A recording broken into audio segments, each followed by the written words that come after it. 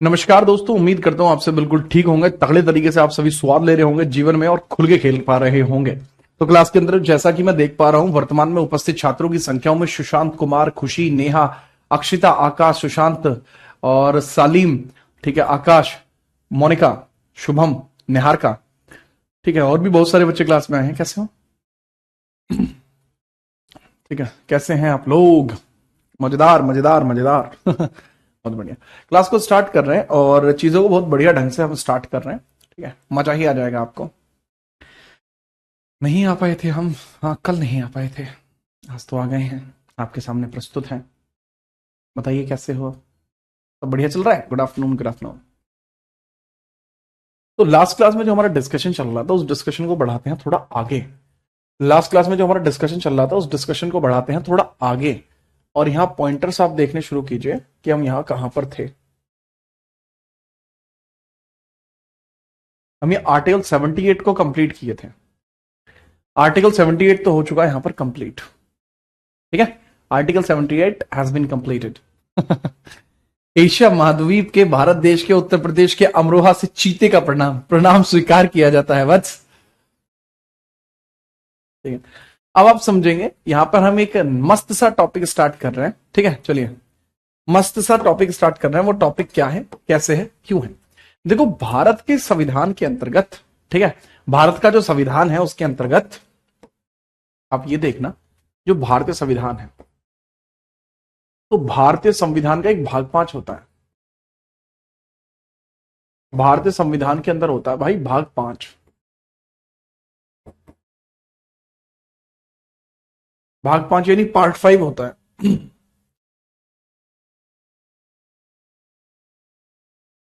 Part 5 आपको देखने को मिलता है संविधान के अंदर। पार्ट 5 के अंदर जो आर्टिकल्स होते हैं, पार्ट 5 के अंदर जो आर्टिकल्स होते हैं, अनुच्छेद जो होते हैं, वो समझिए।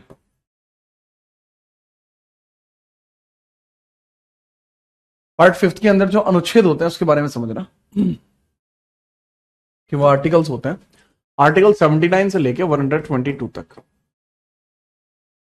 आमतौर पर कई सारी किताबों के अंदर वर्णन मिलता है कि भाई ये आर्टिकल 79 से लेकर 123 भी हो सकता है। लेकिन अभी रिसेंट एग्जाम्स के हिसाब से ये चीज ज्यादा उपयुक्त मानी जाएगी।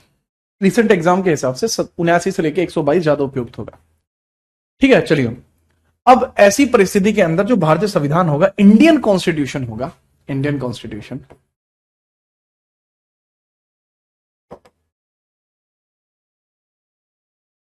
ऐसी परिस्थिति में जो इंडियन कॉन्स्टिट्यूशन होगा, इसका जो भाग 5 होता है, दरअसल वो केंद्र में शासन को दर्शाता है। किस चीज को दर्शाता है? केंद्र में शासन को दर्शाता है। केंद्र में शासन, केंद्र में शासन को दर्शाता है। Rule in centre, rule in centre. तो जब ये रूल इन सेंटर को दर्शाएगा तो इसके अंदर ना जो पार्ट 5 का ये खंड है क्योंकि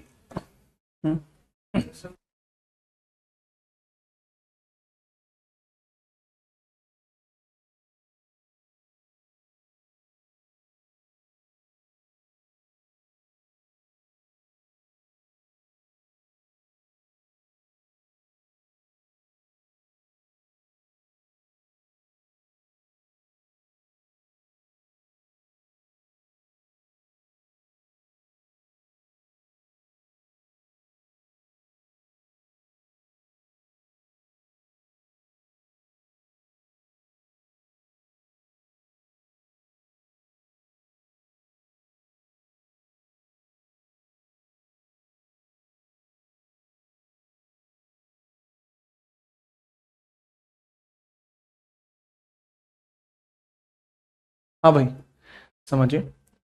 तो पार्ट 5 के अंतर्गत आपको जो देखने को मिलता है अनुच्छेद, ये खंड ख है इसका। क्या है? खंड ख है इसका। लेकिन दैट इज पार्ट 5 पार्ट 2। ठीक है, पार्ट 5 पार्ट 2 इसके अंदर है ये। अब इसके अंदर आता है भैया क्या, इस विषय को किस तौर पर हम जानते हैं? तो ये जो अनुच्छेद होते हैं या खंड क्या होता है, इसको कहा जाता है केंद्र में विधायिका। इसको बोलते हैं केंद्र में विधायिका।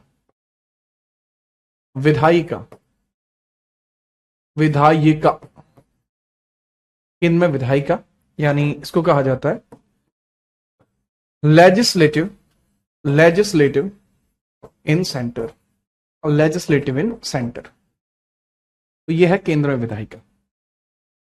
अब विधायिका का मतलब क्या होता है? विधायिका के अंतर्गत अगर हम समझें तो वो समझिएगा कि भाई विधायिका के अंतर्गत आपको देखने को मिलता है क्या बोला? कानून का बनना, लॉ मेकिंग। लॉ मेकिंग आपको यहां देखने को मिलता है, लॉ मेकिंग आपको देखने को मिलता है। कानून बनना, कानून बनना, कानून बनना आपको दिखाई देता है। दूसरी बात, पार्ट 5 के अंदर टोटल आर्टिकल्स कितने होते हैं? 52 से लेके 151। लेकिन इसका जो खंड ख होता है वो आर्टिकल 79 से 122 तक होता है। ठीक है जी हाँ। तो अब इसके बारे में हम शुभू पढ़ने वाले हैं। ठीक है, तो फटाफट नोट डालिए और लिखना शुरू कीजिए। इसमें सबसे पहले आपको देखने को मिलता है आर्टिकल 79। आर्टिकल 79 के अंदर बताया गया है संसद की संरचना व स्थापना। आर्टिकल 79 में क्या बताया गया? संसद की संरचना व स्थापना, establishment and structure of constituent of India, या आप लिख सकते हैं संसद की स्थापना व संरचना, स्थापना व संरचना, संरचना। संसद की स्थापना व संरचना यानी parliamentary establishment and structure, parliament establishment, parliament established establishment and structure, parliament establishment and structure. ठीक है, चलो तो ये हम यहां पर देखने वाले हैं। ठीक है, बहुत ध्यान से समझिए। तो पार्लियामेंट का एस्टैब्लिशमेंट कैसे होता है, स्ट्रक्चर कैसे होता है, उसको हम थोड़ा सा समझ लेते हैं। ठीक है, चलो भाई। अब यहां पर आपको देखने को मिलता है कि पार्लियामेंट का एस्टैब्लिशमेंट कैसे होता है और क्यों होता है, वो हम समझते हैं। तो समझिए कि भाई संसद की स्थापना संरचना कैसे होती है, क्यों होती है, कब होती है, उसके बारे में हम चर्चा कर रहे हैं, है ना? तो वो समझिए सर, बताइए। देखो आपको एक चीज यहां देखने को मिलती है, जो संसद की स्थापना होती है ना, इसके 3 हिस्से होते हैं। इसके कितने हिस्से होते हैं बाबू? 3 हिस्से इसके होते हैं, 3 हिस्से। ठीक है, आप देख सकते हैं इसके हिस्से होते हैं 3। सबसे पहले होता है राष्ट्रपति, दूसरा हिस्सा होता है इसका राज्यसभा, और तीसरा हिस्सा होता है इसका लोकसभा। लोकसभा 3 हिस्से होते हैं, बहुत बढ़िया। अब इसके अंदर जैसे हम बात करते हैं, राष्ट्रपति की प्रेसिडेंट हो गया, देन होता है हमारा राज्यसभा, राज्यसभा, देन होता है इसका लोकसभा। तो भाई इसके अंदर जो राज्यसभा लोकसभा या इन सब के बारे में बात करूं तो राज्यसभा होता है upper house, upper house. Lok Sabha होता है लोअर हाउस, लोअर हाउस। तो अपर हाउस लोअर हाउस इस तरीके से काम करता है। ठीक है, चलिए। ठीक है, चलिए। नहीं पलक, ऐसा कुछ नहीं है। ठीक है, तो अपर हाउस ऊपरी सदन, निम्न सदन, ऊपरी सदन, ऊपरी सदन और निम्न सदन, और निम्न सदन, ऊपरी सदन और निम्न सदन। अब इसी के ऊपर संपूर्ण चर्चा जो है आपकी चलने वाली है। ठीक है, चलिए। अब सीधी बात आपको यहां देखने को मिलती है कि जैसे राज्यसभा है, लोकसभा है, यह पूरा स्ट्रक्चर है। यहां पर 2-3 बातें आपको लिखनी होंगी कि यह संसदीय प्रक्रिया का हिस्सा है या यह संसदीय प्रक्रिया है। ठीक है, या इसको कैबिनेट प्रणाली बोलते हैं या इसको विधेय प्रक्रिया बोलते हैं, सारे के सारे नाम एक ही हैं। तो आप इसके लिए एग्जैक्ट नाम जो होगा इसको बोलेंगे यह, ठीक है, विधायिका प्रक्रिया, लेजिस्लेटिव प्रोसीजर। विधायिका प्रक्रिया ब्रिटेन से ली गई है, ब्रिटेन से ली गई है, ब्रिटेन से। कहां से ली गई? ब्रिटेन से ली गई है, ब्रिटेन से ली गई है,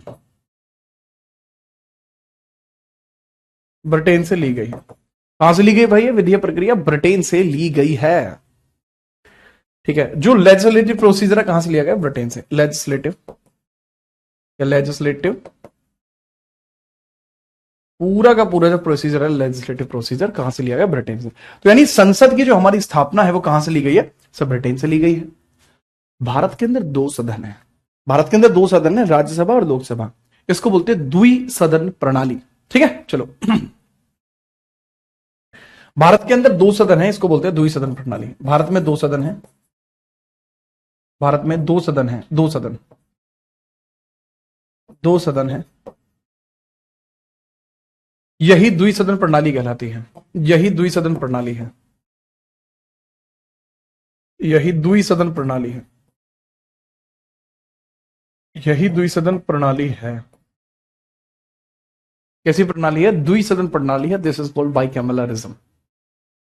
यही जो है, यही क्या कहलाती है? बाइकैमलरिज्म कहलाता है। बाइकैमलरिज्म कहलाता है, बाइकैमलरिज्म क्या कहलाता है बाबू? ये बाइकैमलरिज्म कहलाता है। ये भी हमने कहां से लिया है सर? ये भी ब्रिटेन से लिया गया है। ये भी कहां से लिया गया सर? ये बाइकैमलरिज्म भी कहां से लिया? ब्रिटेन से लिया गया है।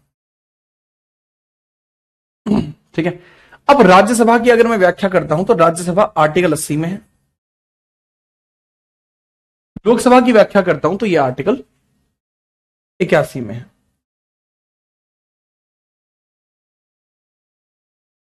तो इन सब के बारे में हम थोड़ी चर्चा करेंगे और देखेंगे इसको कैसे कैसे कहां कहां से लिया गया। ठीक है, फटाफट नोट करिए, अब मैं बाकी आपसे बात करता हूं। ठीक है, ठीक है, ओके ड्यूड, कोशिश करते हैं। सिलेबस कब तक पूरा होगा? अब है प्रताप बाबू, बहुत जल्दी सिलेबस आपका पूरा हो जाएगा। अगर आप कहते हैं मैं वीओडी अपलोड कर देता हूँ, वहां से कर लेना। ठीक है, अगला सवाल, सर मैथ की क्लास क्यों नहीं हो रही है? प्रियंका, मैं देखता हूं, एक बार सच को बात करता हूं। ठीक है, मैथ की क्लास आपकी एक्टिव कराते हैं। ठीक है, चलिए। सर लोकसभा निम्न सदन है, हमने उच्च पढ़ा है, आपने गलत पढ़ा है, इसको निम्न कहते हैं। ठीक है, और बताइए। ठीक है, नेक्स्ट, और कोई सवाल आपका? अब मुझे ये बताओ कि कितने ऐसे बच्चे हैं जिन्होंने एसएससी जीडी का पेपर दिया था? ये वाला जो पेपर हुआ है, कि किस किसने एसएससी जीडी का पेपर जो है दिया था? फटाफट बताओ। नहीं भाई, और नहीं बढ़ेगा ग्रुप डी का। आपने 78 दोबारा बोलने के लिए बताया था भाई। आर्टिकल 78 में जो प्राइम मिनिस्टर होता है ना, प्राइम मिनिस्टर होता है, उसके बारे में आज बहुत सीरियस लग रहे हो आप। अरे सीरियस तो मैं हमेशा होता हूँ, मानो आपके सिलेक्शन को लेकर सीरियस। आर्टिकल 78 में हमारा जो प्रधानमंत्री है उसके कर्तव्यों की व्याख्या जो है की गई है, और जो मैंने पहले आपको लिखवाया था वो पर्याप्त लिखवा दिया था। किसी बच्चे को समझ में नहीं आया वो इसलिए बोला था मैंने दोबारा के लिए। मैंने दिया था, मोनिका मुदगल मैंने दिया था, मैंने काफी सारे बच्चों ने दिया था। अच्छा, ठीक है,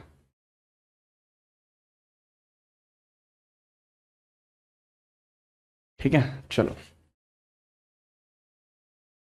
तो जिस जिस बच्चे ने पेपर दिया है उसके बारे में अभी मैं क्लास के एंड में बात करूंगा। एसएससी जीडी के जो बच्चे पेपर दे चुके हैं उनके संबंधित एक जानकारी है जो क्लास के लास्ट में साझा की जाएगी। एंशिएंट हिस्ट्री जिससे आप पढ़ना चाहते हैं बता दो किससे पढ़नी है एंशिएंट हिस्ट्री, हम करा देंगे। ठीक है, उसके क्लास जो है आपकी लग जाएंगी। अब यहां पे समझिए, आप समझिए आर्टिकल 79 आप पढ़ चुके हैं।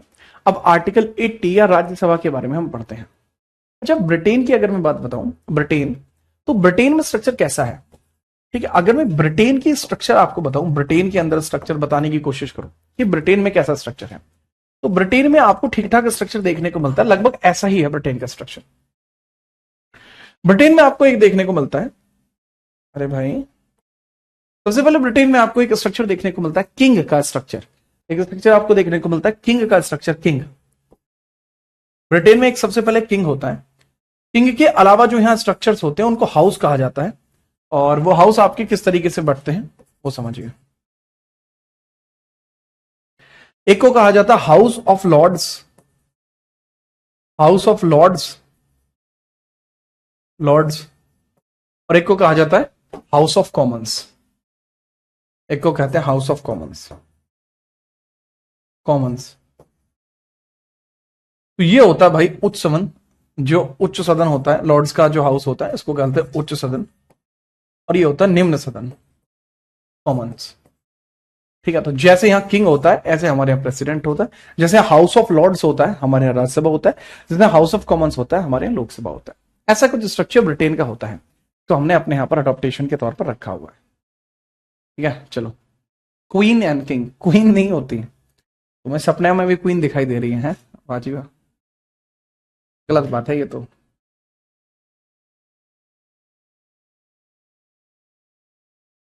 ठीक है, आगे बढ़ते हैं बिना परेशानी के। आज की क्लास का जो आपका टॉपिक है that is basically Indian parliament. ठीक है, यही तो है।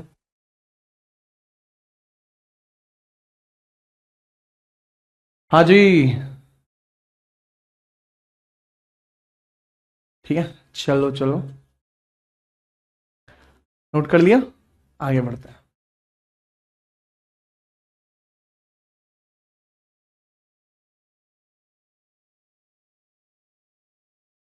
भाई समझ पाए आप बात को?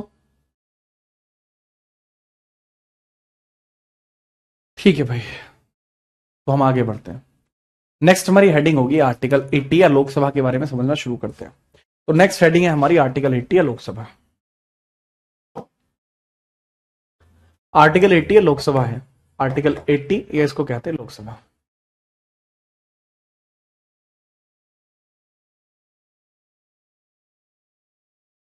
इसको बोलते स्टैब्लिशमेंट, स्टैब्लिशमेंट,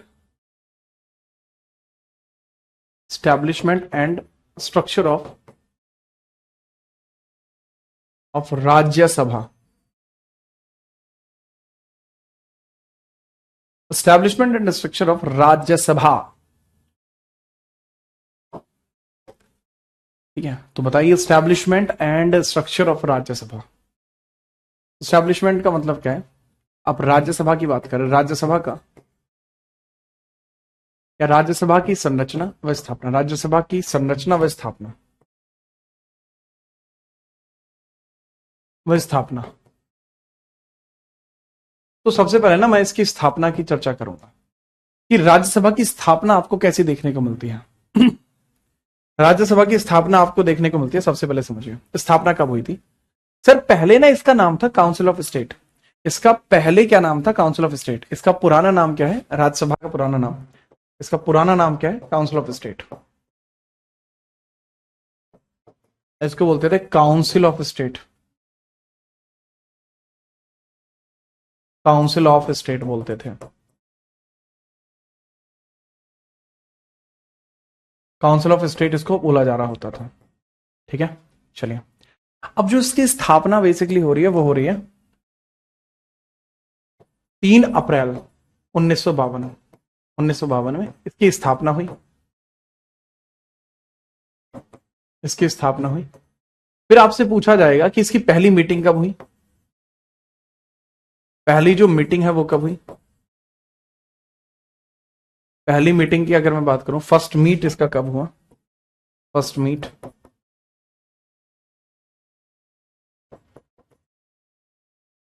जो पहली मीटिंग इसकी होती है वो कब हुई? सर इसकी पहली जो मीटिंग है वो कब हुई वो समझ लीजिए। पहली मीटिंग होती है सर इसका 13 मई में 1952 में, लेकिन इसका नाम राज्यसभा कब पड़ा? 1954 में। ठीक है, 1954 में यहां पर किया गया है। ठीक है, चलिए। काउंसिल ऑफ स्टेट का जो नामकरण है, नामकरण, इसका नामकरण राज्यसभा हुआ है, वो कब होता? अगस्त 1954, अगस्त 1954 में हुआ है।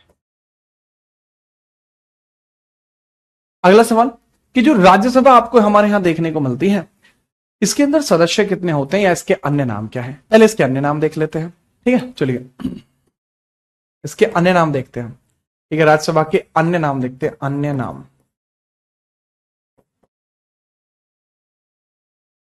अन्य नाम देख लीजिए, तो इसके अन्य नाम आपको किस तरीके से देखने को मिलते हैं? Other names. जैसे इसको आप स्थायी सदन बोलते हैं, परमानेंट हाउस बोलते हैं, स्थायी सदन बोलते हैं यानी परमानेंट हाउस, हाउस बोलते हैं, क्योंकि इसका विघटन नहीं होता। ठीक है, क्योंकि इसका विघटन नहीं होता, क्योंकि इसका विघटन नहीं होता। ठीक है, दूसरे इसको उच्च सदन बोलते हैं क्योंकि इसके अंदर अधिक पढ़े लिखे लोग आते हैं। आप इसको उच्च सदन या अपर हाउस भी बोलते हैं, अपर हाउस, और इसको अपर हाउस बोले जाने के पीछे का कारण क्या है? अपर हाउस बोले जाने के पीछे कारण यह है कि लोगों को लगता है कि इसके अंदर जो लोग आते हैं वो अधिक पढ़े लिखे होते हैं। ठीक है, ये सिर्फ एक कंसीडरेशन है, इसके पीछे कोई फैक्चुअल जानकारी नहीं है। कई बार इसको इसलिए भी अपर हाउस बोला जाता है क्योंकि 1919 के एक्ट में जब ये क्रिएट होता है तो इसकी कनेक्टिविटी यहीं से देखने को मिलती है, इस वजह से ऐसा किया जा रहा है। ठीक है, याद रखना। नेक्स्ट हम इसके बारे में बात करते हैं। चलो ये तो आपने देख लिया, इसके अन्य नाम क्या हैं, है ना। अब हम बात करते हैं इसकी संरचना की। इसकी संरचना की बात करते हैं, संरचना, इसकी संरचना या इसके स्ट्रक्चर की बात करते हैं।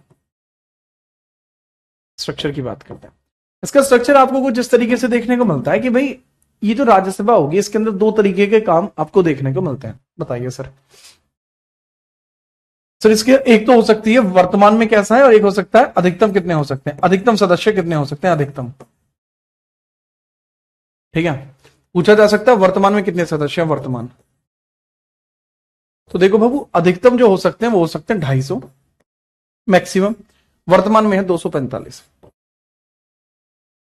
इसमें जो सदस्य होते हैं 12 सदस्यों का चयन करता है प्रेसिडेंट। 12 सदस्य होते हैं राष्ट्रपति के द्वारा चयनित होते हैं, राष्ट्रपति द्वारा चयनित होते हैं।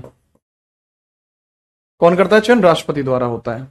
और बाकी के जैसे यहां सदस्य बचे 238 और यहां बचे 233,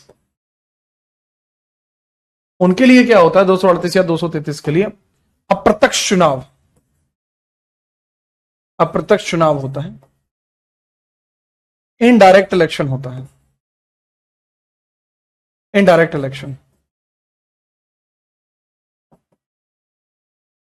होता है। अब यहां पे आर्टिकल 80 का भाग 2 क्या कहता है कि ये जो 12 सदस्य हैं राज्यसभा में चुने जाएंगे, इनको राष्ट्रपति चुनेगा। ये 80 का सेकंड क्लॉज है। 80 का सेकंड क्लॉज क्या कहता है? राज्यसभा में 12 सदस्य राष्ट्रपति चुनेगा। राज्यसभा में 12 सदस्य राष्ट्रपति चुनेगा, राष्ट्रपति चुनेगा। 12 members in Rajya Sabha appointed by 12 members in Rajya Sabha appointed by the president। 80 का 3, इन 12 सदस्यों का संबंध, इनका संबंध कला, साहित्य, विज्ञान, खेल, कला, साहित्य, विज्ञान या पब्लिक अफेयर्स, लोक कल्याण। ठीक है, लोक कल्याण। कई सारे स्थानों में लोक कल्याण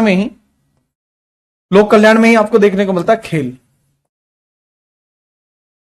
शामिल है, इनका संबंध से होना चाहिए। जितने भी लोग यहां पॉइंट हो रहे हैं उनका संबंध किससे होना चाहिए? इन सभी चीजों से उनका संबंध होना चाहिए। ठीक है, नोट करिए, फटाफट से नोट करिए।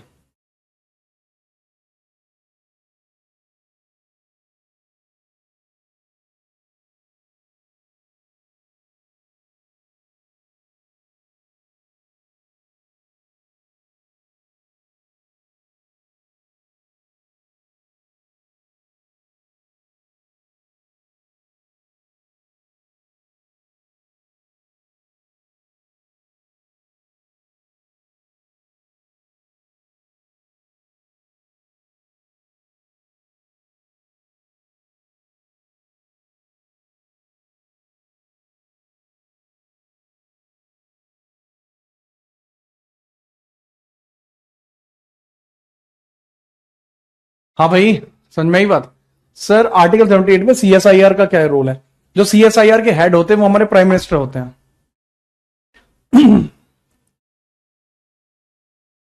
पूनम आपको किससे पढ़नी है वो बताओ, जिससे आप कहेंगे पूनम उससे पढ़वा देंगे। और बताओ। अरे सीएसआईएफ नहीं होता, सीएसआईआर होता है बाबू। आपने नोट किया? इस प्रकार से आपको ये सारा जो प्रोसीजर है वो आपको देखने को मिल जाता है।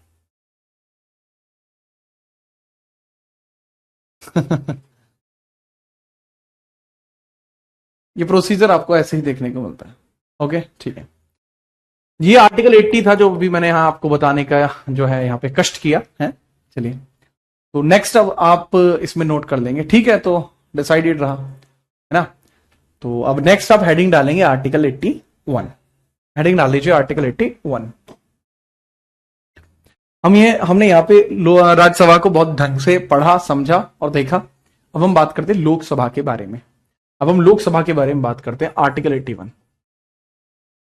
अच्छा, एक प्रक्रिया पूछी जा सकती है कि भाई राज्यसभा में 12 सदस्यों का चयन हो रहा है, यह प्रक्रिया हमने कहां से ली है? तो ये वाली प्रक्रिया हमने आयरलैंड से ली है, जबकि इनका अप्रत्यक्ष चुनाव होना, इनडायरेक्ट चुनाव होना, यह प्रक्रिया हमने दक्षिण अफ्रीका से ली है। आर्टिकल 81 अब देखिए, आर्टिकल 81 के अंदर आपको देखने को मिलता है लोकसभा। लोकसभा की स्थापना व संरचना, लोकसभा की स्थापना व संरचना, स्थापना व संरचना। लोकसभा की स्थापना व संरचना कैसे होती है, इसके बारे में पूछा गया है। Establishment of Lok Sabha, establishment and structure of Lok Sabha, and structure of Lok Sabha, establishment and structure of Lok Sabha. तो सबसे पहली तो बात यही आएगी भाई, स्थापना कब हुई थी? तो आप याद रखना 17 अप्रैल को स्थापना,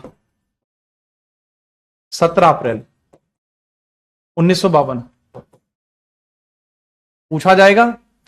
इसमें पहली मीटिंग कब हुई? पहली मीटिंग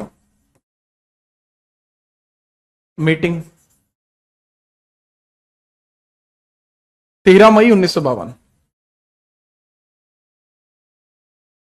कब हुई थी? 13 मई 1952 में हुई थी।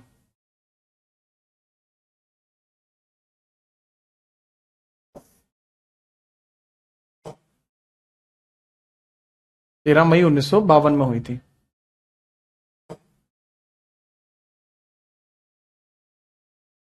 फिर आपसे पूछा जाएगा, चलो ठीक है 13 मई 1952 में हो गई, ठीक है सर जी, अब आप ये बताइए कि चलो स्थापना भी हो गई, इसको पहले क्या बोलते थे? इसको हाउस ऑफ कॉमन्स बोला जाता था। लोकसभा का नाम था पहले house of Commons, house of Commons इसको बोलते थे।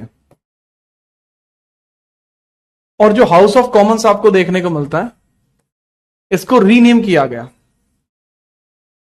रीनेम कब किया जाता है? मई 1954 में, और तब जाके क्या बनती है? लोकसभा।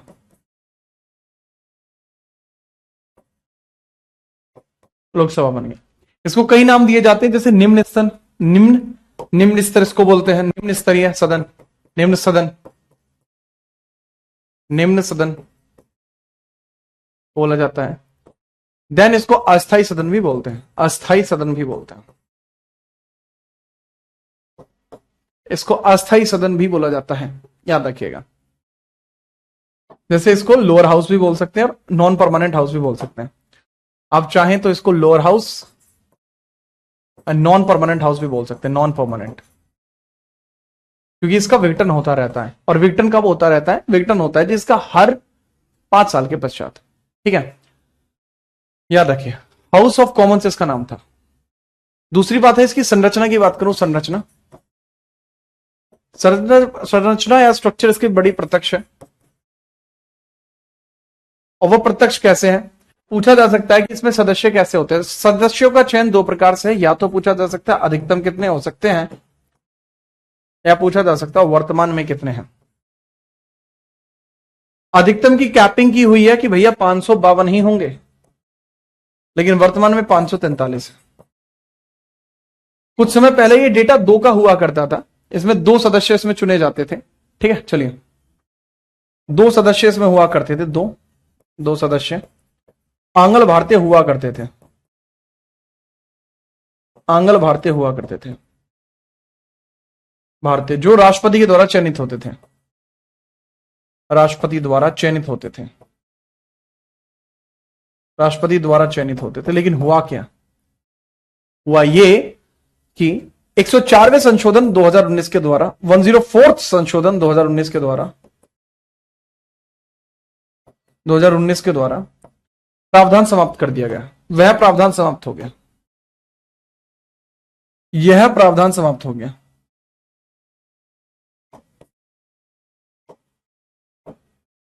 उन्नीस के द्वारा 104वें संविधान संशोधन 2019 के द्वारा यह प्रावधान समाप्त हो गया। प्रावधान समाप्त हुआ। तो इस तरीके से आपको अगला स्ट्रक्चर देखने को रेडी मिल जाएगा। ठीक है, फटाफट नोट करिए।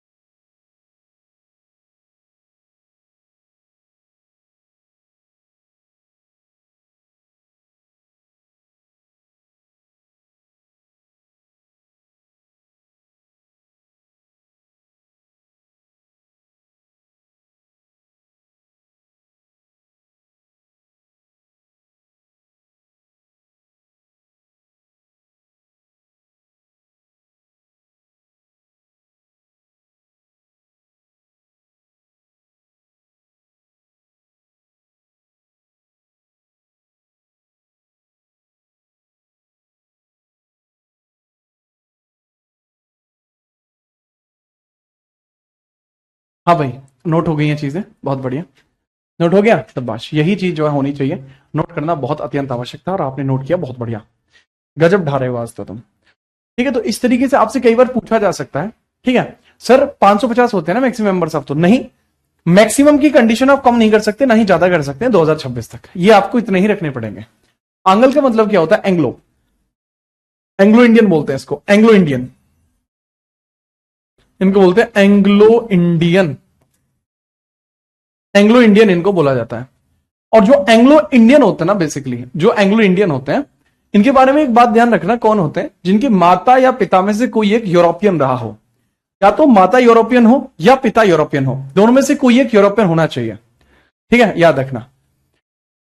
Appointment of 2 Anglo Indians in Lok Sabha by president, but ये जो प्रोविजन है खत्म हो गया। आगे बढ़िए और आगे लिखेंगे अब आप आर्टिकल 82। ठीक है, आर्टिकल 82,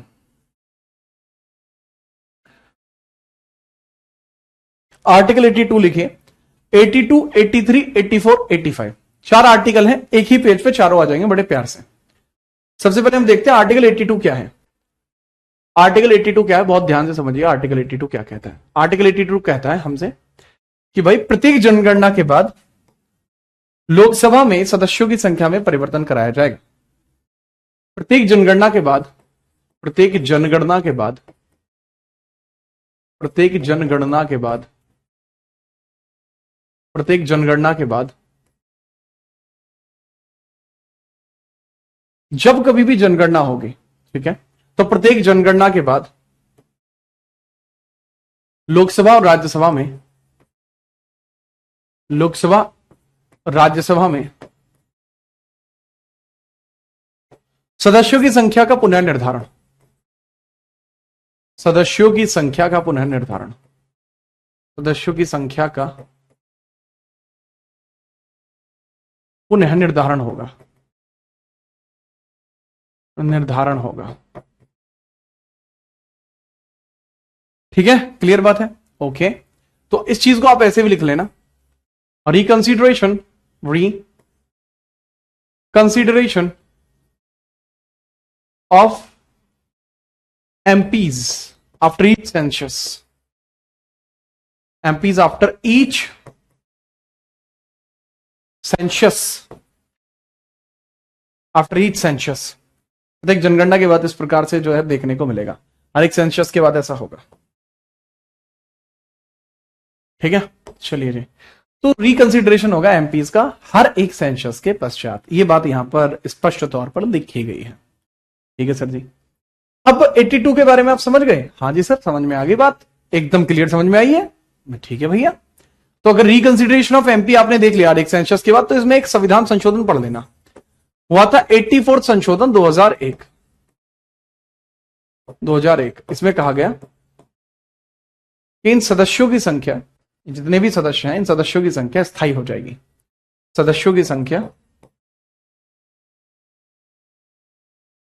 संख्या 2026 तक स्थायी रहेगी, परिवर्तन नहीं होगा, अपरिवर्तनशील रहेंगी, स्थायी, फिक्स्ड।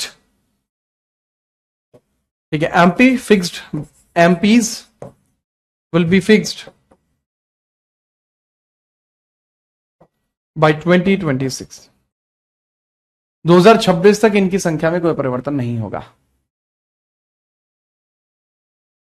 आगे बढ़िए, नेक्स्ट है आर्टिकल 83। ये होता है कार्यकाल का आर्टिकल। कार्यकाल किसका कार्यकाल? संसद के सदनों का कार्यकाल। संसद के सदनों का कार्यकाल होता है, संसद के सदनों का कार्यकाल, संसद के सदनों का कार्यकाल, सदनों का कार्यकाल। संसद के सदनों का कार्यकाल। तो संसद के सदनों का कार्यकाल का मतलब क्या है यहां पर समझिए। Tenure of parliament houses, tenure of parliament houses, meant houses. देखो भाई, इसके अंदर ना 2 सदन होते हैं संसद के अंदर।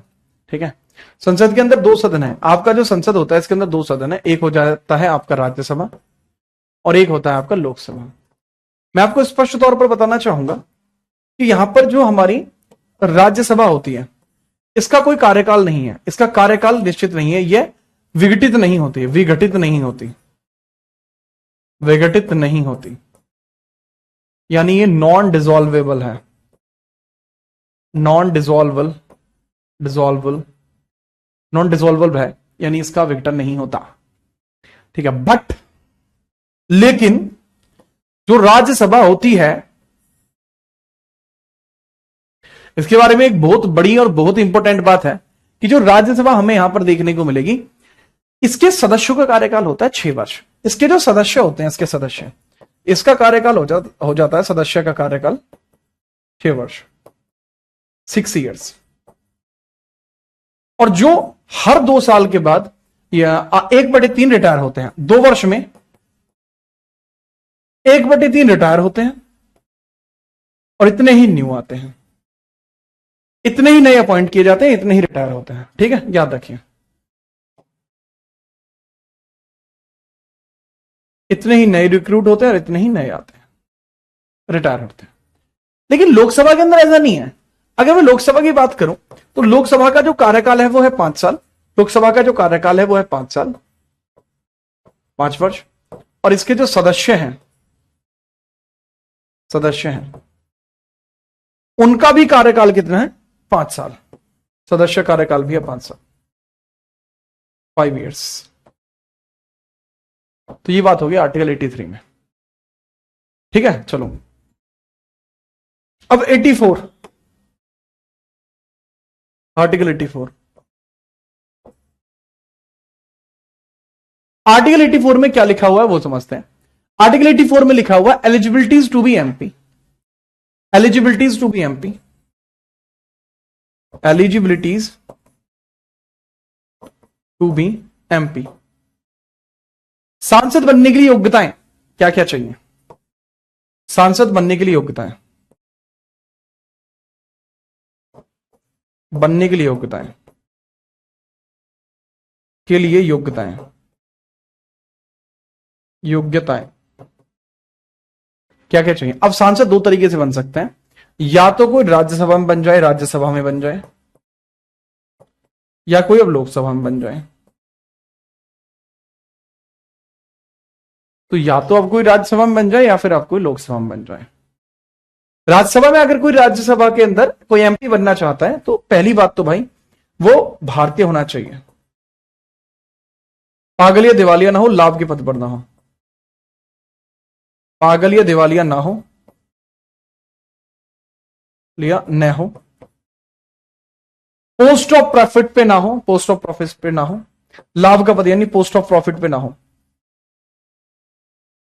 फिट पर ना हो। तो लोकसभा के लिए भी तीनों कंडीशन चाहिए, भारतीय हो, अगले में दिवालिया ना हो, पोस्ट ऑफ प्रॉफिट पे ना हो।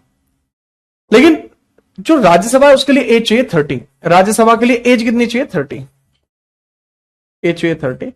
पर लोकसभा के लिए एज कितनी चाहिए? 25 एज चाहिए 25। तो अगर आपसे पूछे कि प्रधानमंत्री बनने के लिए न्यूनतम एज कितनी चाहिए, तो 25 चाहिए। प्रधानमंत्री बनने के लिए न्यूनतम एज कितनी चाहिए? 25 चाहिए। ठीक है, नोट करो।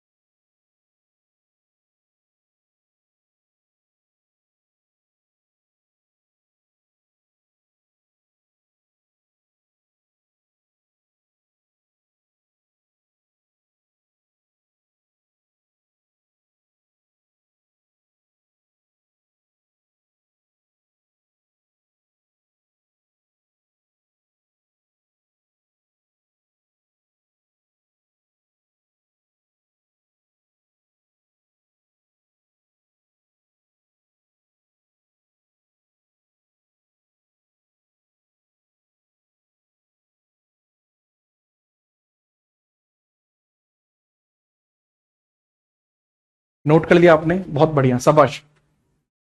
ठीक है, चलिए।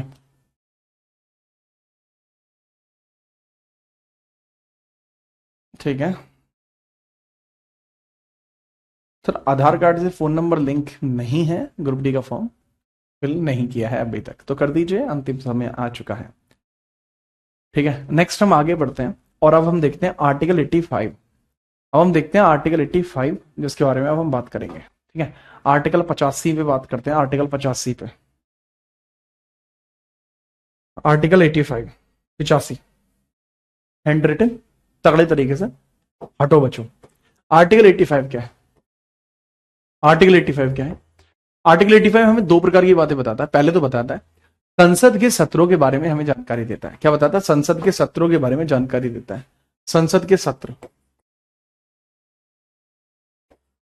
संसद के सत्रों के बारे में जानकारी देता है। संसद के सत्र, sessions of parliament, sessions of parliament, sessions of parliament के बारे में जानकारी यहां पर दी जाती है। दूसरा, संसद के सत्रों के पश्चात दूसरी जानकारी किस बारे में दी जाती है? अरे बिल्कुल नहीं, ऐसा तो बिल्कुल नहीं है शर्मा जी। दूसरे यहां पर पहले यह समझिए कि संसद के सत्र हैं क्या। संसद के सत्र, तो संसद के सत्र हैं भाई अपने 3 सेशंस है, अपने 3 सेशंस है, अपने 3 सेशंस आपको देखने हुए इधर मिल जाते हैं। अभी 3 सेशंस आपको कौन कौन से देखने को मिलते हैं वो समझते हैं। तो सबसे पहले आपको देखने को मिलता है बजट, बजट, देन समर तो होता नहीं है, विंटर होता है। बजट के बाद होता है आपका विंटर, अरे यार 72 की। बजट के बाद होता है आपका मॉनसून, देन होता है आपका विंटर। ठीक है, अब जो बजट सेशन होता है, बजट वो चलता है फरवरी से स्टार्ट होता है, मई तक जाता है। मॉनसून जो होता है, मानसून, मानसून सेशन स्टार्ट होता है जून में और सितंबर तक जाता है। और विंटर यानी शीत जो शुरू होता है, शीत शुरू होता है नवंबर एंड दिसंबर में। ठीक है, पूछा जा सकता है कि साल में मिनिमम कितने जो है सत्र लगने चाहिए। साल में मिनिमम कितने सत्र लगने चाहिए? एक वर्ष में न्यूनतम सत्र कितने? एक वर्ष में न्यूनतम सत्र कितने? एक वर्ष में न्यूनतम सत्र कितने? न्यूनतम सत्र कितने? तो एक वर्ष में जो न्यूनतम सत्र लगने चाहिए वो 2 लगने चाहिए, 2 सेशन होने चाहिए। मैक्स गैप कितना? अधिकतम अंतराल मैक्स गैप अधिकतम अंतराल, अधिकतम अंतराल, अधिकतम अंतराल आपको देखने को मिलता है 6 मंथ।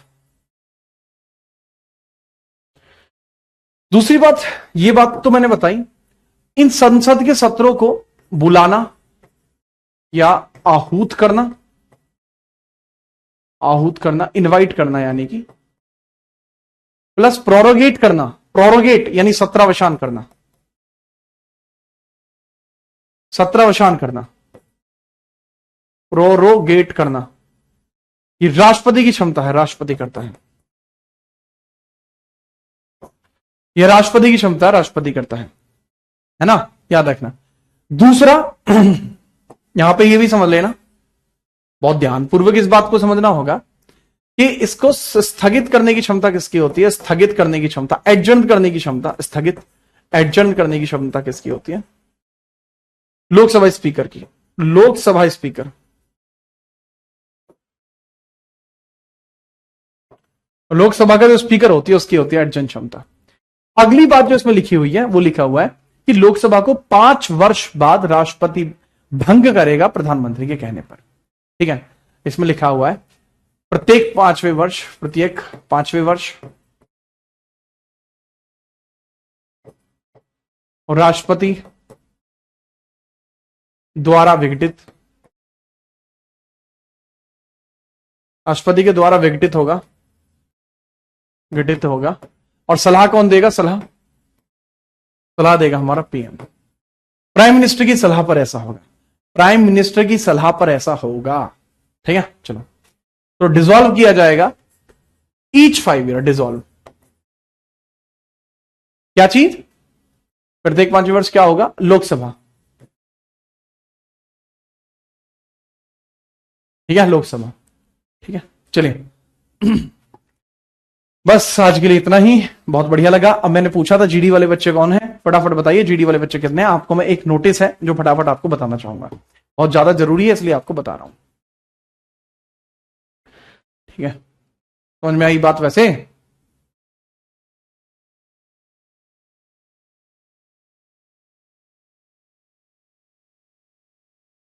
बताओ फटाफट से, कौन है कौन है कौन है कौन है। सर मैं हूं, अरे वाह आपका तो जलवा है। और कोई भी है,